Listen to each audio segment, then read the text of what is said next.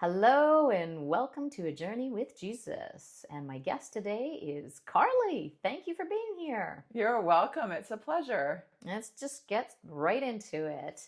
So, what was your life like before you met Jesus? It was good on paper. I had a wonderful husband. I have a wonderful husband. We have two beautiful sons and a wonderful home and great friends and family. I had earned my teaching degree. I had achieved everything I set out for, but underneath it all, I was really unhappy. My early upbringing had left me deeply wounded, and I was great at surviving and covering it up, mostly through dissociation and a massive sugar addiction. Things were really hard, but underneath it all, I was just going through the motions. So basically, what you're saying is that what was happening on the inside of you, people weren't seeing it on the outside of you. Yeah, that's right. Yeah, I think a lot of people can relate to that. Okay. Um, at that time, what, if anything, did you know about Jesus? Well, it's interesting that you say know about Jesus because that's just it. I knew about Jesus, but I didn't know Jesus. I had gone to Sunday school, youth group, and early experiences in my early adulthood with going to church. So I knew a lot about Jesus. I like to say it's like Jesus was a storybook character, a really good one, but I had never encountered a Christian person who had spoken to me about what it was like to really know Jesus and live day to day with Jesus. And with this knowledge about Jesus, but not really knowing him, did you find Jesus or did he find you? Well, I didn't know it was Jesus I was searching for. In 2012, I experienced a spiritual awakening of sorts where I was suddenly aware of what I thought was the presence of God and the spiritual realm all around me. Sadly, my past experiences with Christian culture, especially at a time when things were really hard in my life, left me believing some dangerous lies about Christianity. I believed there wasn't enough room for my big pain and my big questions, and so therefore Christians must not know the full scope of who this God was.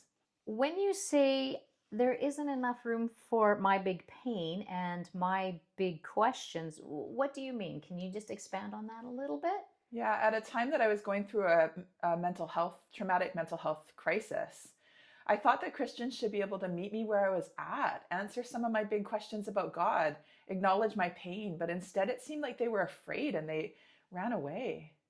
And with these not so good encounters with these Christians that you came by, what happened next? Well, I figured that there must be a God who can handle my big questions and my big pains, so I set out into the new age trying to find this God. What resulted was an intense pursuit between God and I that lasted several years and went through lots of mess and pain. If it wasn't for Jesus hunting me down and speaking to me in ways that I needed to be spoken to, I would be in a heap of trouble. I really didn't find Jesus. Jesus found me. Well, that is cool. So, when he found you and you finally started paying attention to him, what happened after that? Well, I was still sort of convinced that I didn't need him. He wasn't the only way. Jesus was great and all, but my fierce pride and self reliance had me still with a hardened heart, and my eyes turned a little bit away still. But I had accumulated mountains of mess in the searching, and I was getting exhausted. Interestingly, I had started attending a Christian church again, though with a reluctant heart.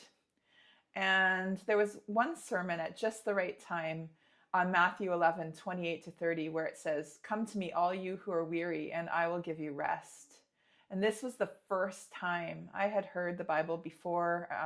This was the first time that it felt like God was reaching out through his word and speaking directly to me.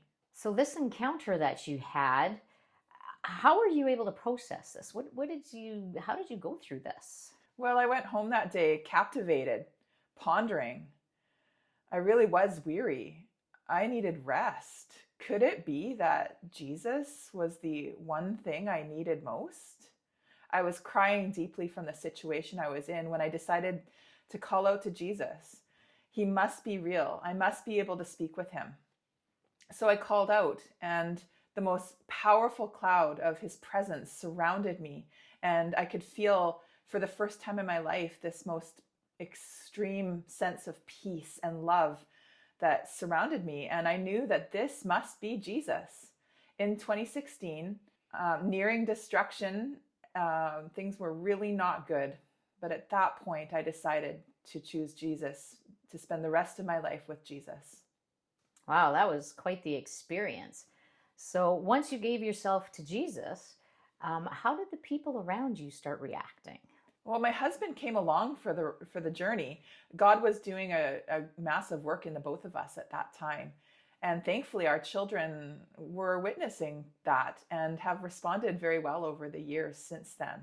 At first, I was very excited and keen to share about Jesus everywhere I went with everybody who would listen. And unfortunately, I did some relational damage in that. But thankfully, God is teaching me of better ways of how to walk in these relationships. And in the years along the way, I've had some wonderful opportunity to speak about Jesus to people who are more open and wanting to hear more. Okay, so that was then. How do your loved ones see you now? Well, I think that now, 10 years later, people really notice that I'm different. I've had lots of comments that, oh, you're always so calm, even when things are hard. And I think that people have noticed also I have a keen appetite for learning and healing and growth. And truly, I think that people have seen that happening in my life. Well, that's great to see how Jesus has been changing you in the last years. But what are one or two things that stand out to you where Jesus has set you free from or changed you? Yeah. In the beginning, Jesus set me free from a bunch of things that I was doing when I was in the New Age that were very dangerous and damaging to me.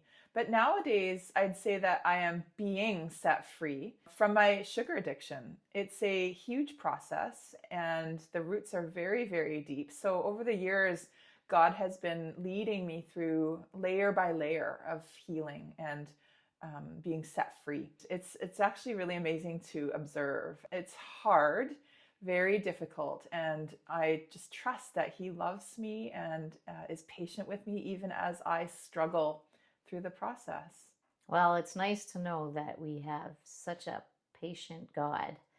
And how is your journey with Him now? Oh, it's amazing. I love my journey with Jesus. I wouldn't want to journey any other way. He's leading me in deeper and deeper healing and growth, learning, and that is not always easy or fun, but it is definitely worth it.